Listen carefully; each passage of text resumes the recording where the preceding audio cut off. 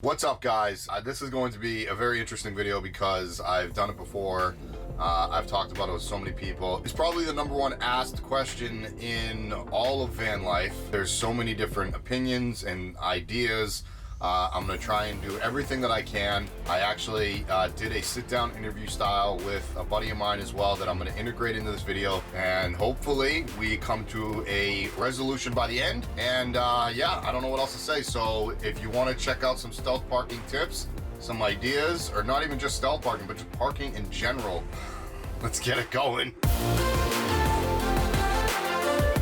Hey guys, if you guys are new to my channel, consider subscribing. What I do here is all different types of videos. I think last week I did a very interactive vlog style, which I'm going to be getting more into. You guys like this Matt Foley t-shirt? You guys don't know who Matt Foley is and you want to get into van life, probably learn who he is. But anyways, I've been living van life for almost 3 years now. I've done 2 different van builds. My first one pretty much practically all myself with my father. My second one, I call it a DIY assist build, which I'm sitting in right now. The van is called GHOST, stands for Ground Home Operation Stealth Transportation. Just released these hats on my website, jarrodtocci.com/shop, so go check that out. What you tuned into this video for was pretty much stealth parking, how to park, whatever it may be. There is no such thing as stealth parking.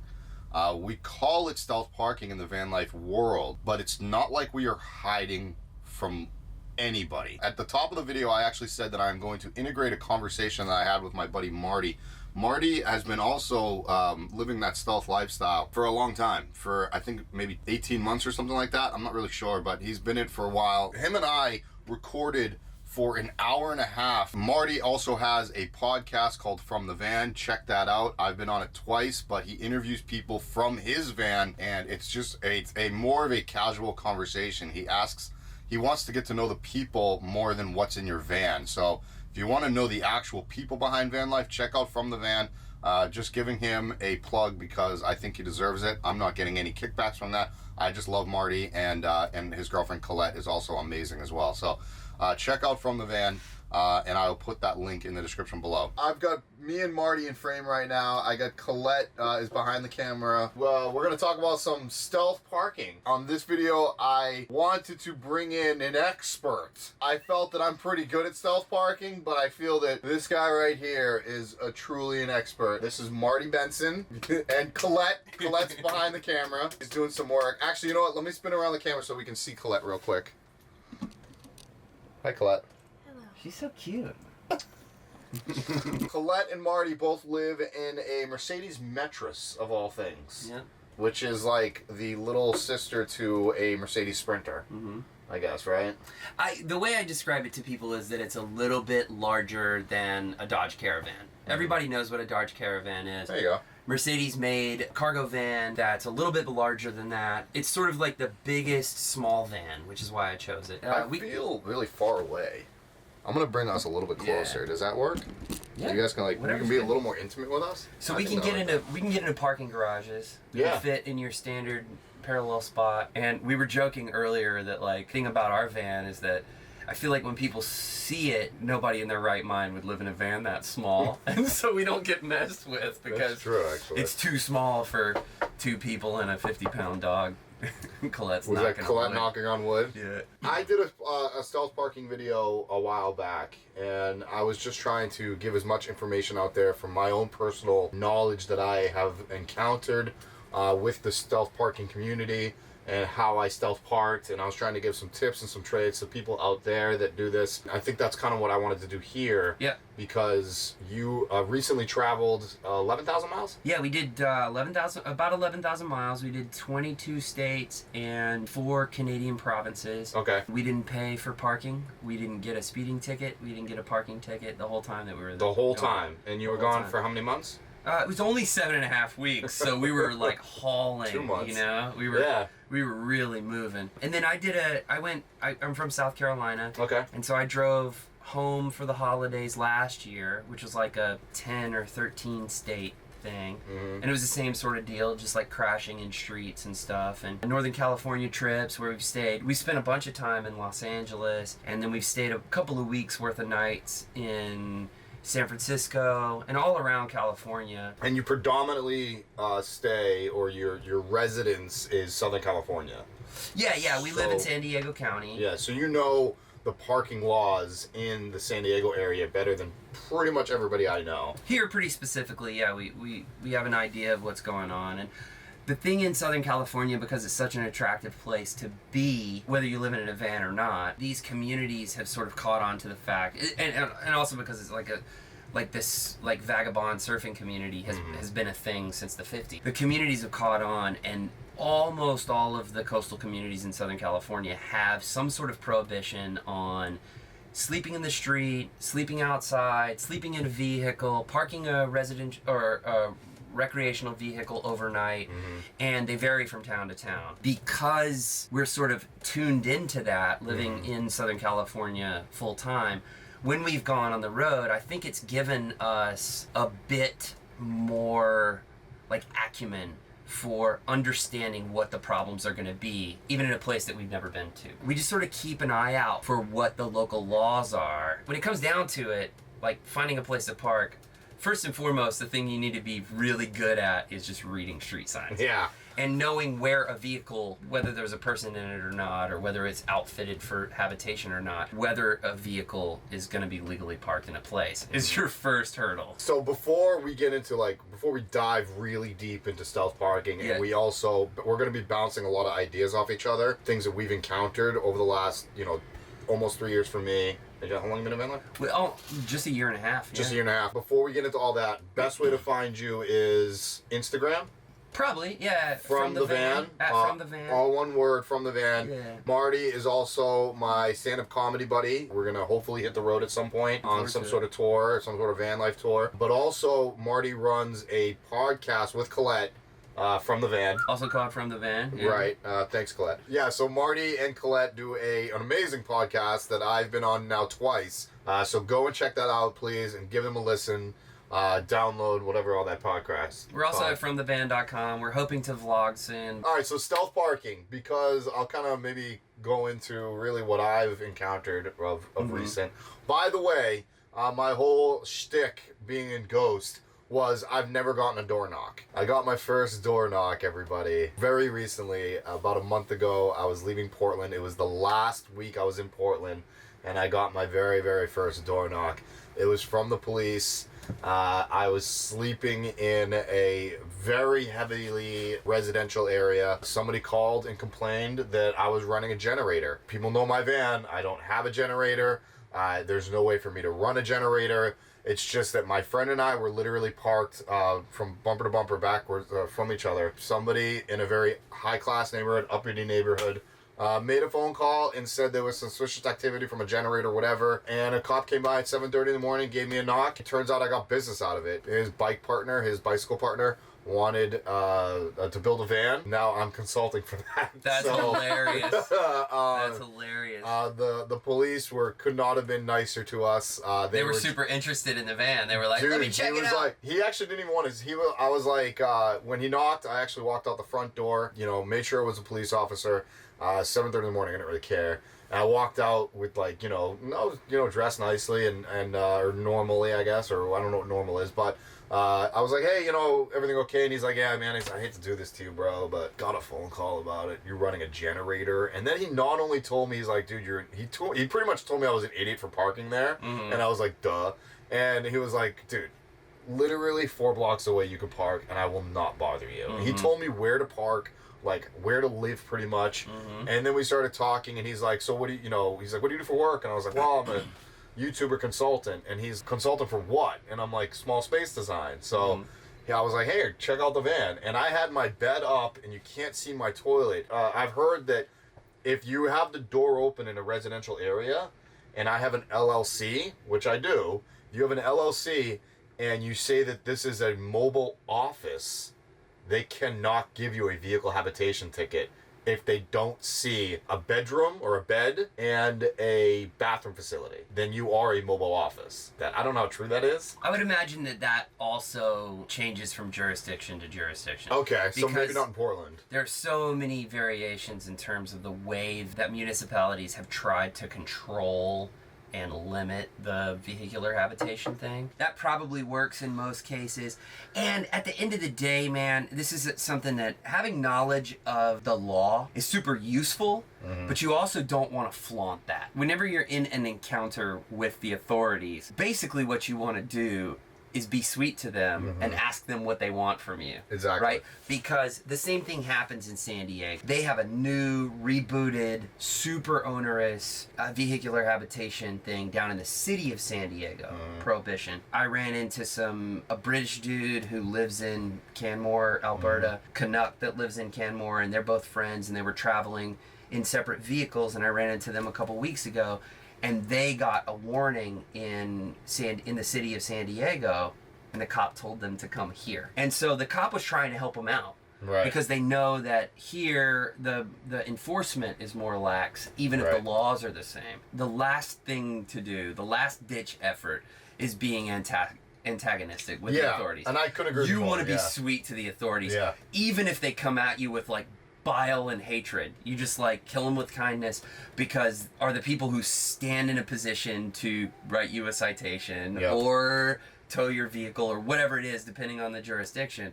And the best way to interact with them is just to be sweet to them. And we're on that topic now, so it's like, even if it is a rent-a-cop, like, still treat them like it's an authoritative figure. You might as well, like, what are you going to gain out of it being a... combative. It's not going to do you any favors, man. It really isn't. So I know that you have you had run-in with police yourself? I just told my story. Have you had run-in with police? We've been knocked on in town here, only once. Okay. The cops were cool to us. Yep. They were like, "Are you planning on sleeping here?" And I was like, "Yeah, that's cool." And they're like, "Well, it's not." And I was like, "Okay, we'll move the van, you know, like, whatever." And they were like, "Are you familiar with Encinitas?" And, you know, I'm on a public I'm a public figure in town. You are. And I didn't tell them that, but I was like, oh, kind of a little bit, you know, like, I don't want to show my hand and be combative with these people, because I just want them to...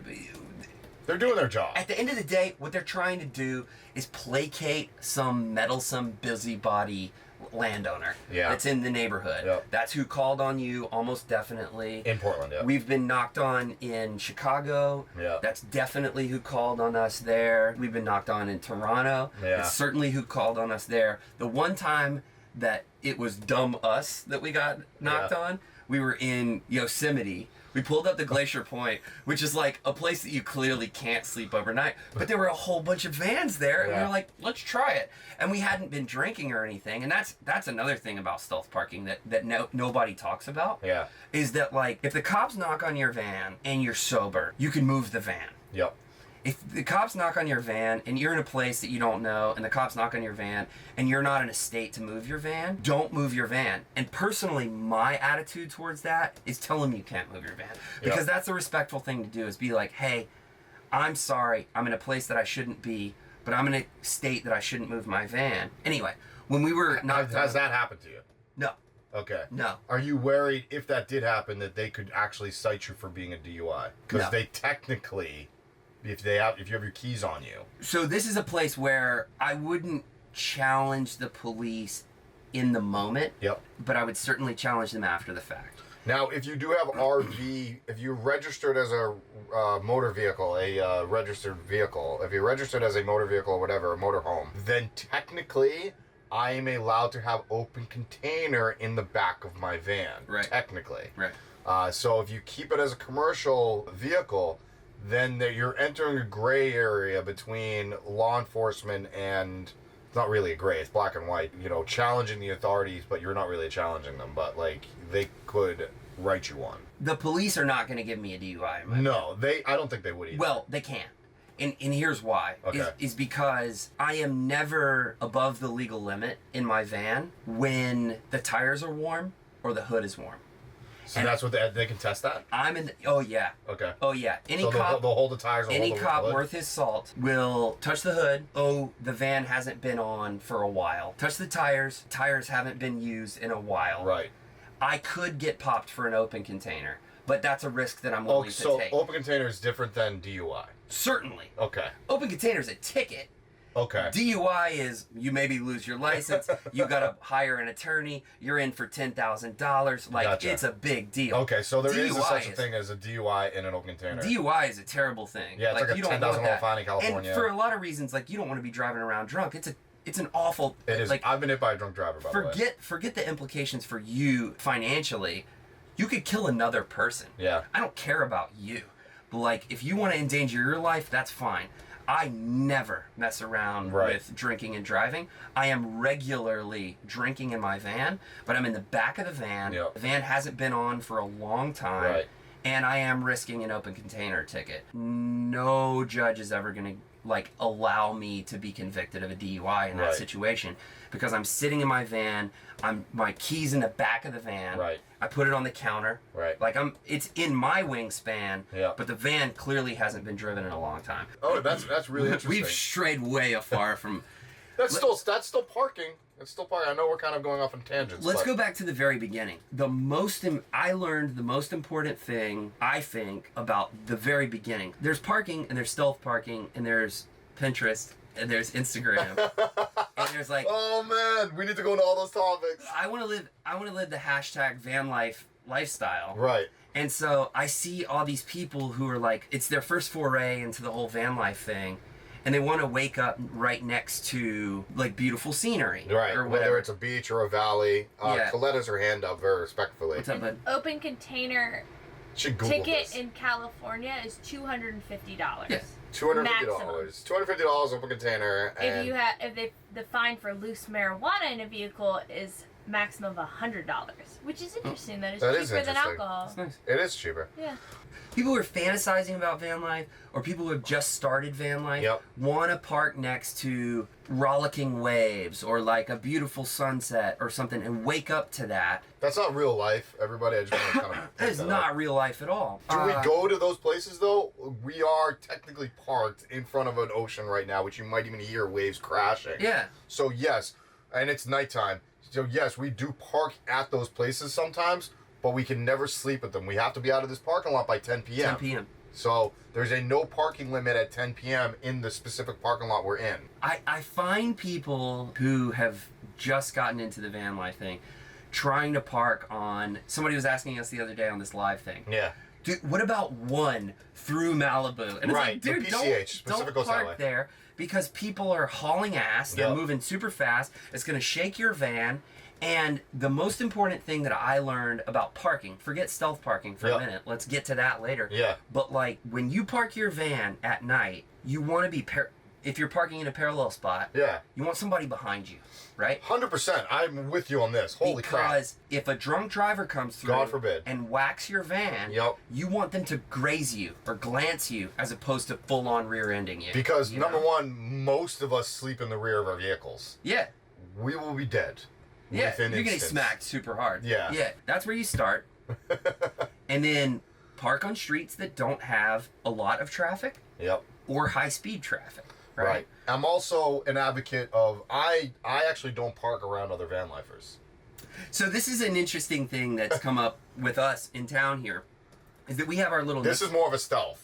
Yeah. This is more of a stealth This is a stealth thing. tactic. In the surfing world, there's localism. Like, don't surf my wave, bro. And right? before we get into, hold that thought, because I parked on that street that I got a door knock on Uh-huh. for 3 months Mm. before I got a door knock. In And Portland? the one time I get a door knock, my friend is parked behind me. Mhm. So no, I'm sorry, go ahead. So the thing is, like, there's localism and there's territorialism, and those two things are very separate from what we're talking about. Okay. There's don't park in my neighborhood, which I don't believe in. It's like, oh, I live in Encinitas, and I know the nooks and crannies where vans can park. Yeah. And if I come over there and there's a van there, I'm not upset that there's a van there because I'm happy that you're doing what you're doing. Right. I'm happy that you're having a good time. But I might not park there tonight Yeah. because, unlike everything else, it's like not safety in numbers. It's obvious It's the in obvious numbers, in numbers, right. You know, like we're conspicuous when we aggregate or get around each other. Well, let me ask you this. Is stealth parking still a thing? And now that van life has boomed into a market to where it's kind of like almost everybody's living in a van, especially in Encinitas Uh-huh. or other beach cities or Southern California, especially in the wintertime which is when we're recording this right now. I know we're going to get a lot of people out there that are going to be like, is stealth parking even a thing anymore? We drive these big white vans, or in your case, a small silver one. Yeah. But we drive these large white vans with a roof vent on it and obvious solar panels. I don't have an obvious solar panel. You know, you have solar panels that you can actually even see. But they're pretty under the rails. It is. Because I have roof rack rails. We're pretty similar to you in terms of like the obviousness. But I think it's obvious to us because we're van lifers. I think that your van and my van have the same downfall in terms of lack of stealth. Yeah. And that is that you can see the roof fan. Well, everybody here has a roof fan. The vent fan is the thing, right? And it's so funny because this onerous law that passed last May in San Diego talks about, it enumerates all of these things that are evidence of a habitable vehicle. Right. And it doesn't hit on the roof fan. And for me, in terms of people who are electively living in vehicles, the roof fan is the one touchstone, right? Like that's the thing obvious. That gives you away. Yeah. But stealth parking is a thing. I almost feel like rhythm matters more. Rhythm, explain. Than what your van looks like. Okay. I could go tonight. It's 7:40 p.m. right now. Yep. And if at 10:30 tonight I went into the richest neighborhood, forget even Encinitas. There's a place inland from here called Rancho Santa Fe where everybody is super duper wealthy. Okay. And they're scared of everything that they don't understand. Okay. Like it's probably the most xenophobic local community that we possibly have access to. What I'm saying is I could go take my van into one of those neighborhoods, not a gated community, 10:30, obviously. 11 o'clock. 10:30, 11 o'clock at night. I could drive in there tonight, park there, get up at 6 o'clock in the morning, leave. 99.9% chance I'm not going to get a door knock.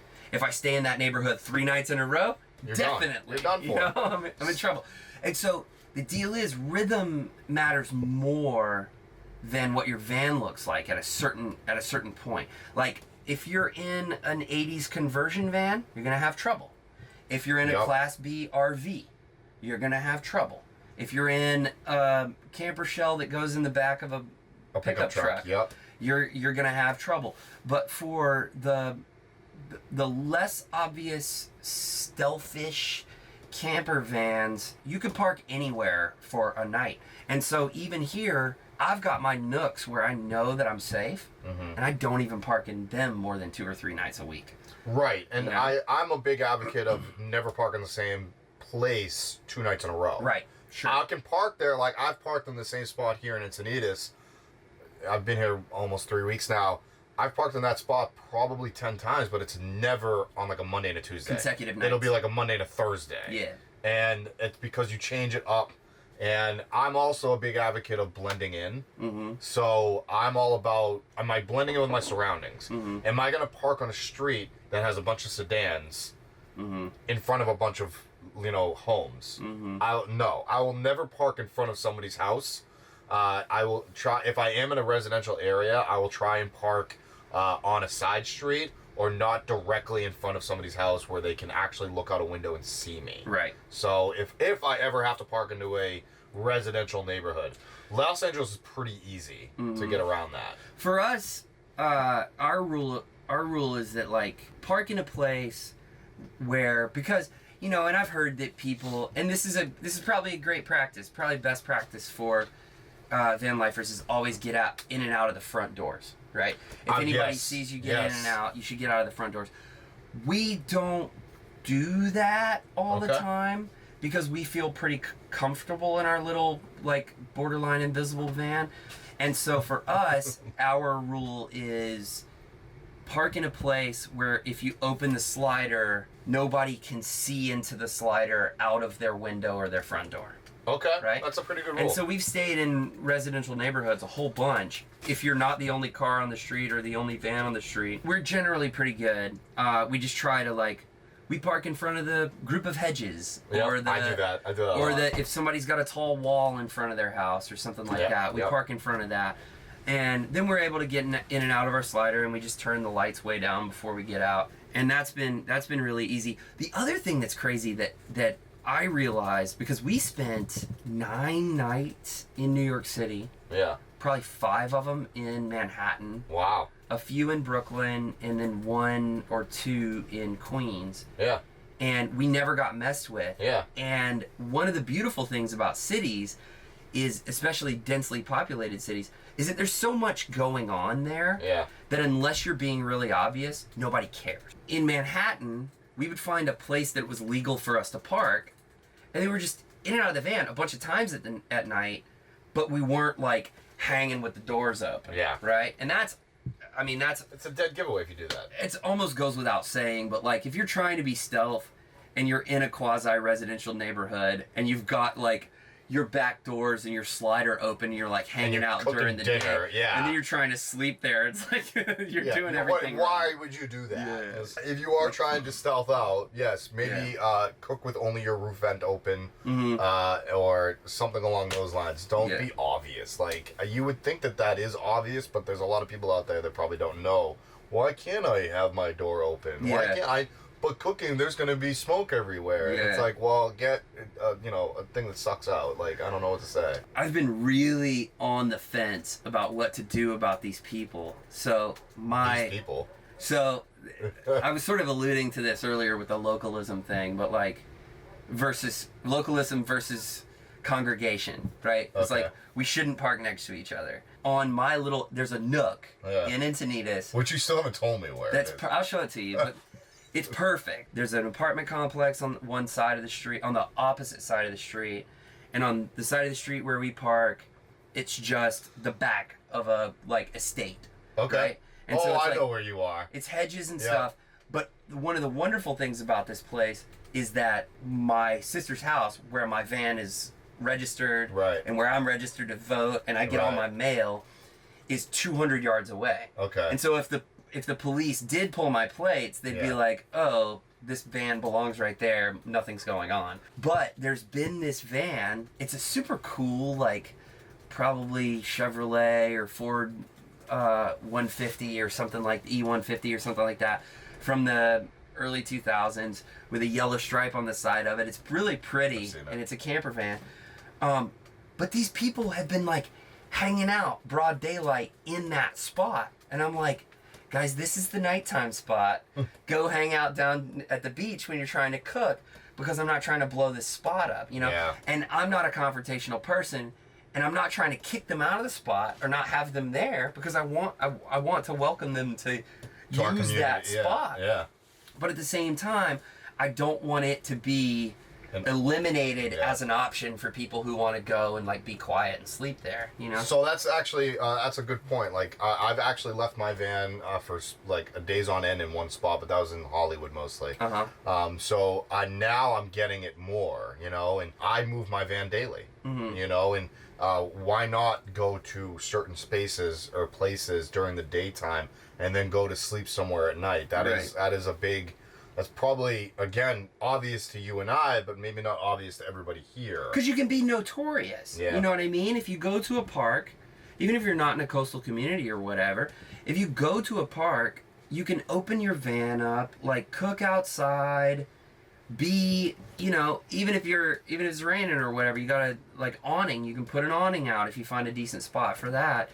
And you don't have to worry about getting tagged and like stressing the natives out, And so, I think that's a really good practice of like, get out of the spot that you're staying in. Don't stay in a place 2 nights in a row, but almost more importantly, don't live in the place where you sleep. And since I've been here, like we hang out at the beach. I'm not here every day, but I hang out at the beach with these guys, and then we like, and it's not just me and you. It's like 7 to 14 vans. Yeah, there's a whole bunch of vans. There's a whole community in town here. It's wonderful. It's great. But at the end at 10 p.m. or 9 p.m., everybody scatters. We disperse. And we all don't even know where each other parks. Right. We're like, we're going here, we're going there. We're all parking all throughout the city. Yeah. Which in San Diego is technically illegal. It's illegal here in Encinitas. Or in Encinitas, San Diego County. The rules here are very different from the ones in the city. Oh, so it's even worse in San Diego. The enforcement is more consistent in So, San Diego. you were talking about running plates earlier. I know San Francisco is a big city that runs plates. They'll literally drive by streets and they'll run plates. And if you have an RV plate, I've heard this, in San Francisco, they'll tag you. You've been talking about this, and like the benefit of having a plate being a motorhome or whatever, an RV, is that you can drink in it. But if they run your plates in one of those jurisdictions where they actually do that, I've heard about that happening in town here. In San Diego, yeah. Well, in Encinitas specifically. Okay. So that is a downfall for people that are like, well, I'm going to switch it over to RV. I have to be even more careful, and I have out-of-state plates. Right. So that's a red flag all around. Right. Do you know any ways around that? I sort of know some, and not taking your plates off your vehicle. Is there a way to get around them running your... You can't do it. Not that I know Well, of. let me ask you this. What is the difference? Like, what if I owned a home and I parked my RV in front of my house? So this is just to get into the weeds for a minute, because I'm super interested in this stuff. Okay. In San Diego, the rule, put plainly, in common speak, is basically that you can't habitate in a vehicle between, I think it's 9 p.m. and 6 a.m. Okay. anywhere in the city of San Diego. Okay. But if you're within, I believe, 500 feet of certain things like a school, Yeah. you can't do it any of the day. Okay. Which is obvious. It makes sense. The policies there, the way that they're shaming homeless people with this law, really upsets my political sensibilities. Okay. Because you have people who have kids Yeah. and aren't choosing to live in a vehicle, but they need to get their kids to school. Yeah. And now the only vehicle they have, which they live in, Right. they can't drive within 500 feet of a school. This is messed up, right? Like, there are some serious, like, classist implications in that really upset me. But we don't need to get into that super deeply. What I was going to say is that, so in San Diego, you can't habitate in your vehicle between these hours. In Encinitas, the law is totally different. In Encinitas, you can't sleep in a vehicle on public or private property, or live day to day in a vehicle anywhere on public or private property. So if you owned a house and you invited me to come sleep in your driveway, and somebody, one of your neighbors or something like that, complained to code enforcement that I was sleeping in your driveway in my van, code enforcement would be obligated to come and either shoo me off or give me a ticket or something like that. So the laws here are super duper onerous, but there's no enforcement. Well, there's inconsistent enforcement. Yeah, they're trying. The enforcement is trying to work with us. Yeah. They are definitely trying their best to help how to work with us, but they're also trying to do their job. Right. So if they do get a call, they have to abide by the law. They have to respond to it. Yes. They're not necessarily going to write you a ticket. They might run you off. They might give you a verbal warning. Yep. Hey, can you please vacate the area? So, but to your previous question, which is, if I own a piece of property and I have a camper van or an RV or Westfalia or whatever, and I want to park it out in the street in front of my house overnight. Right. It has the RV answer plates on it. In Encinitas, it doesn't even matter if it has RV plates on it. Any recreational vehicle, which they define to include any vehicle that's been upfit for habitation. Yep. So your van, my van, any Westfalia, any Class B RV, anything. All of those things are illegal to park on public streets from 10 p.m. to 6 a.m., whether anybody's habitating in them or not. Which is to say, and the crazy thing in Encinitas, and this is another like malfunction of the classist situation, is that in Encinitas, there are a bunch of super wealthy people living in multi-million-dollar houses who have a Sprinter that's outfitted as a weekender that they can take their family camping in or whatever, that park their vans on public streets overnight. Like I said, we have inconsistent enforcement. Over Memorial Day in May, at the very end of May this last year, or this year, 2019, a whole bunch of vans were parking on the same street every night, like we said you should not do. Right. Because there was no enforcement happening. Right. And then on the night of Memorial Day, everybody parked on that street got an $84 ticket for violating this rule. Yep. Oh, All the rich people who had their weekenders. Can you open that? Yeah.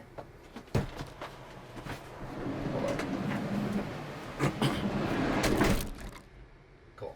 So everybody who was sleeping on the street got an $84 ticket that night. Yeah. All the rich people who were parking their weekenders that were uninhabited on the street overnight, that were breaking the exact same law. And they never got any? They didn't get any tickets. Huh. And so what we're looking at is disparate enforcement, right? You have this classist enforcement, and so we're enforcing against the people who are living in their vans, but we're not enforcing for people who are breaking the exact same you can't park an RV overnight on a public street law. We're not enforcing it against the super well-to-do people in the neighborhood. And then in Solana Beach, the rules are totally different. Wow. You can park an RV, but only in the same place for 24 hours, unless you get a variance from the city. For anybody who's looking to park in these areas, Solana Beach is actually the place it's easiest to get away with it, because their two laws are you can't sleep in public, right? But you can park an RV as long as you only leave it in that space for 24 hours. So, if the cops come knocking on your van, what you do is you tell them that you weren't sleeping, you were just hanging out. Yeah. They can't write you a ticket. Oh my. Because you weren't breaking any law. You weren't sleeping in public, as far as they know. All right, so my question to you now for everybody here is, how do you know the laws from city to city? Because, or even state to state, you travel through 11 states? Yeah, no, 22. 22 states, and the laws change from freaking San Diego to LA, which is only 2 hours apart. Oh, 30 times between San Diego and LA. Right, oh, okay, through Orange County, through like all that stuff. So, like, how do you know, like, when you traveled, how do you know what to do jurisdiction-wise? Well, we were talking about this earlier, like the malleability and the adaptability of the human is super intense. When I first got my van and I was sleeping on a blow-up mattress, and I was in a place where I had permission to stay up in San Clemente. I was sleeping in the company that I worked for. I was sleeping in their corporate headquarters parking lot. And I heard this ticking on the side of the van, and I was like, oh no, I'm gonna get meth head murdered right now. And it was the dog. He was dreaming, and like his fingernail was like banging on the side of the van. And you work your way through that. And then you're sleeping in Manhattan, and trash trucks are going at 4 a.m, and you just don't even care anymore. And so, I mean, the answer to your question, how do you know what's happening in a municipality, is if you really care, you look it up. How do you look it up? It's all on the internet. Everything's Google-wise. Go on Google. If you're in the city of Corvallis, Oregon, search, the search terms are like vehicular habitation, RV parking, overnight camping, sleeping in public. You just look up all of these things. Yep. Do you use apps? No. You don't use any apps? No. You want to go, because you want to read the actual municipal code for the town that you're in. If you're really trying to get that particular, what you want to do is you want to read the actual municipal code for the town that you're going to be staying in, figure out what their laws are. So much of it is about feel. And I don't do this. It's a gut feeling, A lot of times I don't do this when I go into a place, because I'm not worried anymore. Like, I know the best practice is to know that I'm not going to get messed with. And it was interesting, like, one of the benefits of having 2 people in the front seat on the road trip, whichever of us was driving, the other one was on, like, rule patrol, right? I'm looking, there's a wonderful skill that you really sort of have to learn by trial and error. I don't think I can explain how to do it, but I can look at just the normal view on Google Map and tell which are the communities that I want to stay in. Because that's a skill. Yeah, it's a street structure thing, but it also is a mixed use thing. You don't want to go into a neighborhood in Los Angeles where the average lot size is half an acre. Right? Because those people are super rich, and they're paying the police, they're paying private security. You want to go into a neighborhood where, in Seattle, I didn't even know anything about Seattle, but I picked out the perfect neighborhood for us to stay in because it's a kind of hipsterish neighborhood with breweries in it that's adjacent. I can't remember what the neighborhood is, I apologize. But Collette's kind of hipsterish neighborhood that's adjacent to like a bunch of old shipyards, right? And so what you have is this confluence of sort of urbanism that's right next to blue collar jobs. And so nobody cares. Right. Is basically what I'm trying to say. And so when we would roll into cities, you start looking first at street signs. Where would it be legal for us to park theoretically? Mm-hmm. And then where low traffic, Mm-hmm. and then where are we not going to set off any alarms? Right. Right. And typically when you do park, especially when you're on the road, especially if you're traveling, typically you are only there for the night to sleep. Yeah. You're only in that section for Which is a blessing. 8 hours max. Because you can do that. Pretty much anywhere. You can do that over and over again as long as you're not like super clumsy about like, you know, pouring my pee bottle out above the height of my eyes in your front yard or whatever it is, you know, like as long as you're not super obvious, you can get away with staying anywhere if you roll in at 11 o'clock at night and go straight to Like sleep. you were saying earlier, you literally could. Yeah. And you just leave in the morning. Like, yeah. I mean, I've had no problems in Southern California whatsoever, and it's technically illegal here. Los Angeles is another city I have zero problems in. Right. Portland, I typically had zero problems in. I was there for 3 months. Mm-hmm. I get questions a lot. Is it possible to stealth park or to live in a city in a van? 100%. Absolutely. You said that you just did it for whatever it was, a week and a half around the New York, Manhattan. In the city, boroughs. yeah. You were in Manhattan for X amount of days. You were in the boroughs of New York for a little bit. So yes, 100% it's possible as long as you can stay warm. I've stayed multiple times a week or more at a time in San Francisco too, and in Los Angeles. San Francisco is another tough city to really to live at unless you work for Google or Facebook or something. I think that there's something that we haven't talked about, which is that like you're in a white Mercedes Sprinter that's not screaming, I have an awning, I have an outdoor shower. Okay. Like, you know, we're going to talk about the outside aesthetics of the van. We're both in very stealth vehicle. We're both in Mercedes, which is like a luxury brand or quote unquote luxury brand or whatever. My van is silver, no windows. Your van is white, no windows. Well, I do.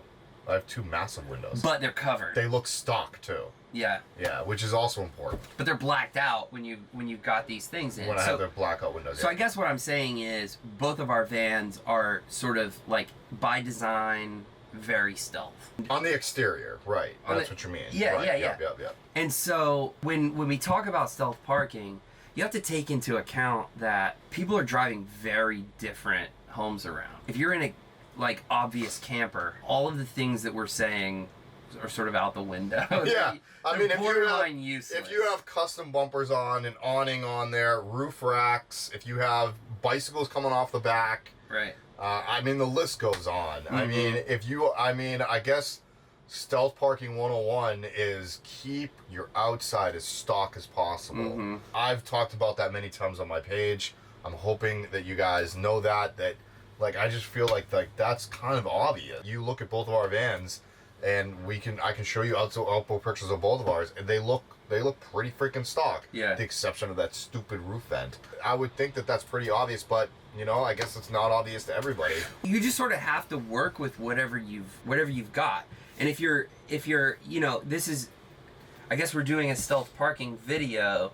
Yeah. But we're really not. you can't do stealth parking unless you already did stealth design. Agree. You know what I mean? Agree. So like, if you don't have a stealth van, then everything's totally different. And I would imagine, don't have experience in this because I've only been in a van that doesn't look like anything. The way that I would start to modify if I were in a more obvious camper van is that I would park later and get up earlier. Yeah. For one, right? Yeah, if you're in a camper van, yeah. Right. And then, or I mean, there are conversion vans from the early 2000s and the 90s and the 80s. If you're a millennial 2016 to 2020 camper van aficionado and you see a Max van, you're like, oh, there's the touchstone. That's somebody's in there.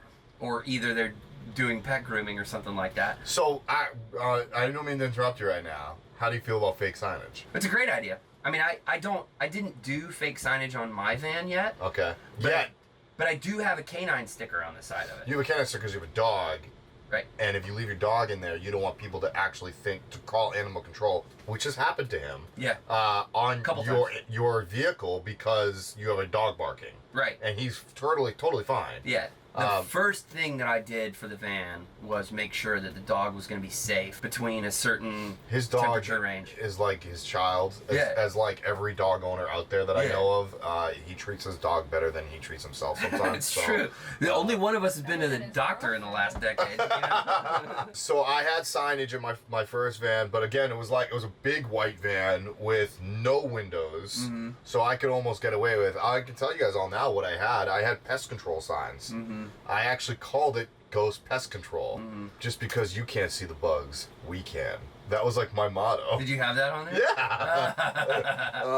Yeah. And I'm petrified of spiders, so I didn't have a big spider on there, but I had another insect. That was like when I got really sketchy situations, and I was like, all right, I want to put this in there. And I picked a pest control sign because I didn't want people breaking into the van. Because if I had, Jarrod's Apple's computers, like people would be like, dude, a bunch of Apple computers, I'm gonna break into this thing. Yeah. Now, because I have the windows and a roof vent, now I'll just tell you guys, I have a dog grooming. Because this van looks like a dog grooming van. Yeah. If you really want to go down that route, you could. You could get them custom made for yourself. I won't say what company I have on the side. And I would actually I'd even take it one step further and get a Google Voice number and put that number on there. And have that as your Google Voice or whatever, record an audio for it and have that as your thing. How do you feel about all that? Well, I mean, is it going too far? it's super rad. It's going to allow you to park more places for longer, but then keep this in mind. All of the sort of rules of the road that we were talking about earlier, if you start to break them, your signs aren't going to work anymore. Like if you park in a residential neighborhood overnight in your dog grooming van and you're getting out of your slider in front of a rich person's house. Yeah, I would never do that. The signs don't work anymore, right? And so even if you have the signs, you still have to abide by these practices that we're talking about in terms of keeping your head low, keeping a low profile. That's a good tip. So, like, if you're trying to park in a city, in an industrial neighborhood, overnight, those signs are probably going to be super awesome for you because people become acclimated to that. They're like, this sign belongs here, this van belongs here, nothing weird's happening with this van because it pulls in after a long day's work and it's there from 8 p.m. and nobody's going in and out of it. Nobody's going to think anything about it. But as soon as you start violating these rules of the road that we're talking about in terms of finding the right kind of place to park and not being in and out of your van in front of somebody's house, as soon as you start violating those, your signs are useless. Pretty much. If you're trying to be in a city, then they're going to give you a little bit of an extra element of discretion. We had a live the other day, and somebody suggested cadaver. Yeah, that's funny. Cadaver, I like that. Cadaver transportation.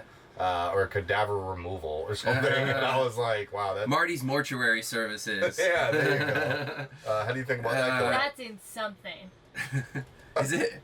It's probably Better Call Saul or something like that. No, You don't have enough money for a coffin? We'll hack it to bits, right? Put that on the side of the van. Burgers. Let's try and wrap this up. Obviously, Marty could literally, him and I could probably talk about stealth parking and parking in general. Yeah. Probably all night, so we're not going to do that. I definitely apologize for the length of the video, but I felt like we kind of need to get as much information as we know. Maybe we'll do a part 2 of Marty and I stealth parking. If you do want that, comment below, but we could keep going on that. Let's talk about this real quick, too, Sure. though. While you're on the road, I think it's important to realize that you always have at your disposal, and this isn't stealth at all, rest areas, Cracker Barrels, Flying J truck stops, those sort of places, pilots. Yep. You can park at all of these places. And Yeah, 100%. When I did, I parked, this is sketch. I parked in Stockton. Do you know Stockton? Yeah, sure. California? It's like murder capital of the country. I stopped at a gas station, at a Flying J. I don't know which one it was, but it was right off the 5. And everybody I tell that I stopped in Stockton, they like, not only stopped there, I stayed a night with another person there, and we were both fine. So I don't know how much that is, how good. We played the numbers, I guess, and just got lucky, I guess. I don't know. I would never tell everybody to go stop in Stockton for the night, because it's a pretty rough neighborhood. My attitude, man, is that, like, people are generally good. Most of the people who get killed get killed by people they know. That actually probably is true. It's totally true. Like, I grew up in South Carolina, in a small town in the swamp in South Carolina, and we, as a culture, had this huge bias against big cities, especially New York, you know, and everything in California was just like the land of fruits and nuts. New York is, people get killed there every day, and they do. Yeah. People get murdered. In Los Angeles too. People get murdered every week in New York City, but that's because they have so many people. And the murder rate, when I got into college and I looked at the murder rate in the county that I grew up in, Per capita, yeah. and New York City, you are so much more likely to get murdered where I grew up than you are in New York City. Population of 2,000-3,000 or whatever it was. Our county was like probably 200,000 people. And Okay. it's a huge county. Yeah, people get shot. People shoot their husbands and wives there, you know? Yeah. And like that happens all the time. I really don't buy into all that fear mongering. Like, I think people are good. When I go into weird communities, I look people in the eye and I'm not scared of them. And when they tell that I'm not scared of them, they're not worried about me. I would sleep in a gas station in Stockton. Yeah? Like, without hesitating. I mean, it's scary. I did If it wasn't so far, I would drive there tonight to prove it to you. Anybody know Stockton out there? But no, I mean, rest areas is always when I travel, I'm the type of person, there's so many different types of van lifers out there. I'm the type of van lifer that when I need to get to a destination, if it is, let's say, 24 hours away, I think we'll just throw out we're in San Diego area right now. Denver, Colorado, I think is like 17 hours from us. I would do that in 2 days. Yeah. I'd split 17 right in half.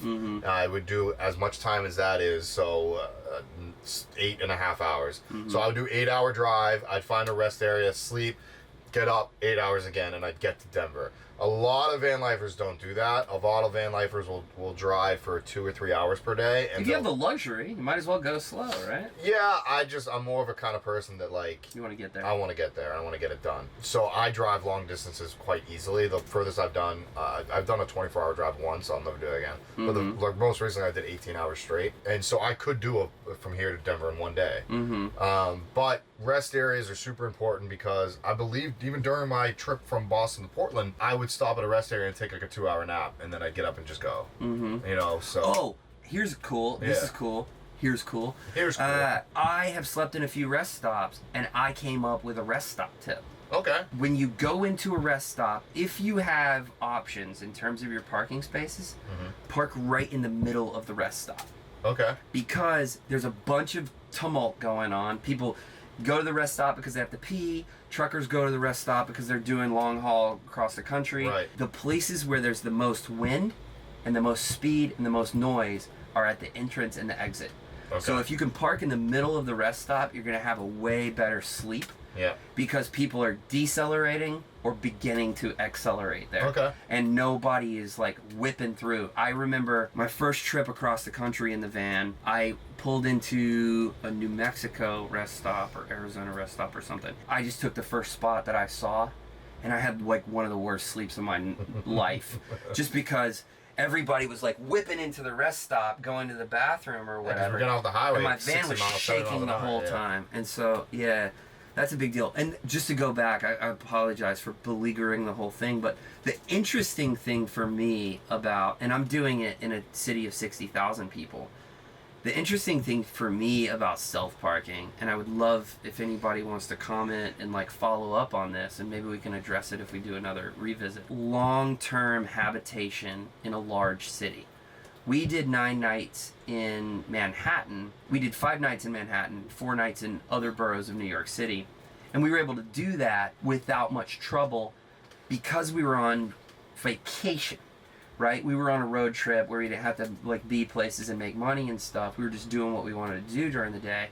And so we were able to, New York City, if you're going to New York City, they have a parking app where you can tell when the hours change, when the street sweeping happens. Yeah. You can find when street sweeping is going to happen, and if you have a totally open schedule, you can show up right before street sweeping happens, and then the whole block is vacated, and you hang out until street sweeping's done in your van, and then you can park there for 4 days or whatever. What's interesting to me is the idea of long-term habitation in a large city. Going to need to find either a place where you can park, an industrial area where you can park, night after night after night and break all the rules that we're talking about, be in and out of your van, leave it for 10 hours, and stay there for 7 days at a time.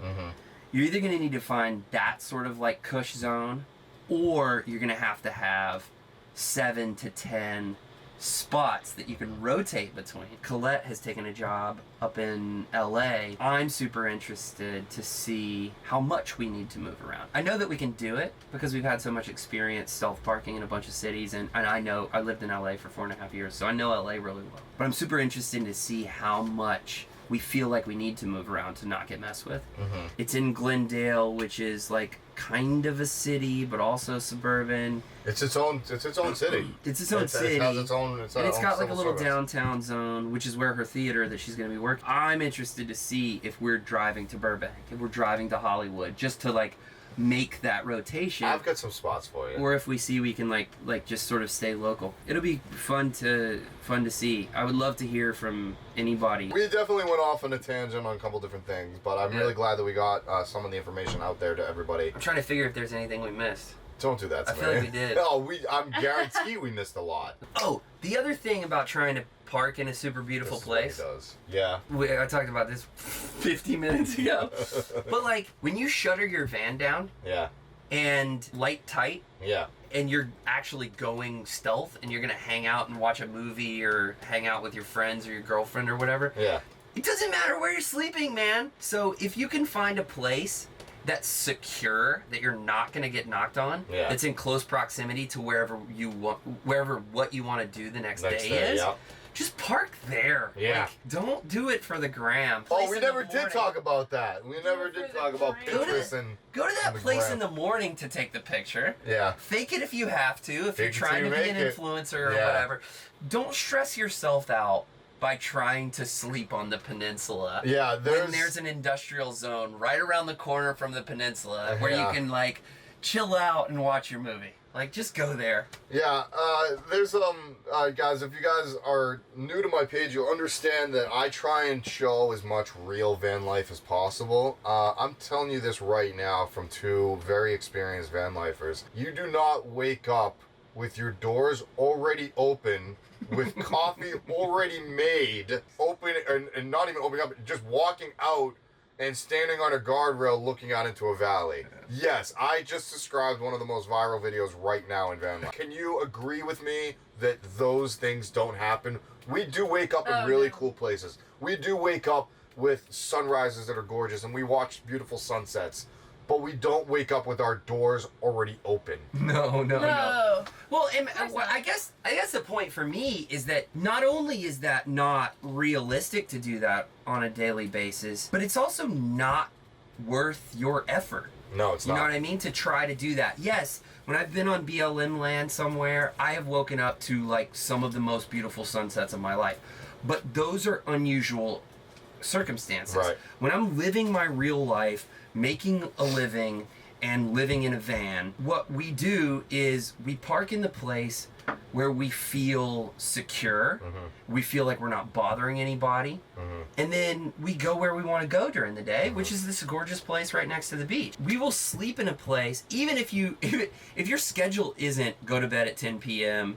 and get up at 6 a.m., you can find a place to park your van.